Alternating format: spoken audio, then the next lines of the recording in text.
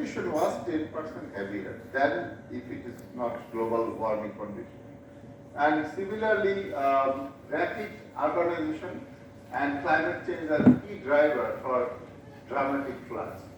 And it was a 3-day flood after Bangladesh flood situation in September, and fortunately and unfortunately I was there in the Nepal at that time. And some of the participants after the workshop, there was a workshop in Isimu, they tried to go to Pokhara, but the water is such devastating and 15 people died because of the landslide. So the World Weather Attribution, WWA, did a study to see what is the impact of climate change on this flood. If there is no greenhouse gas emission or global warming, is it the same devastation occur?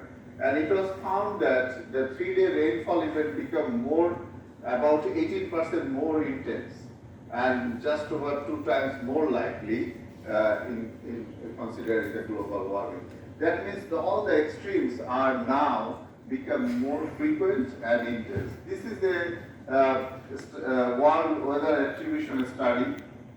They found that all over the world in 2024, there are many events like heat wave, rainfall, and in this region they did not study everything in the world, but many big events they study, and they found that extreme rainfall of Nepal, India, and they did not study Bangladesh, but I'm sure that there will be the same conclusion.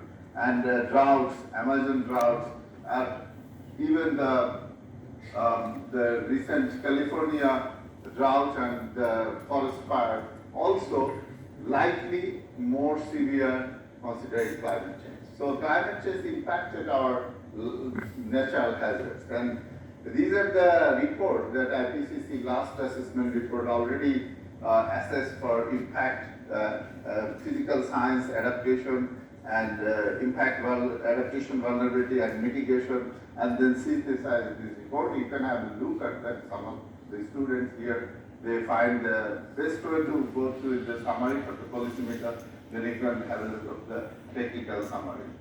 So you see the world is changing its characteristics because of its, the world climate changing characteristics because of excessive carbon dioxide, methane, nitrous oxide, and it has increased, and it has actually created enormous amount of impact in terms of glacier retreat or sea level continuously rising because of the glacier melting and Arctic ice melting, and also faster warming and ocean become acidification.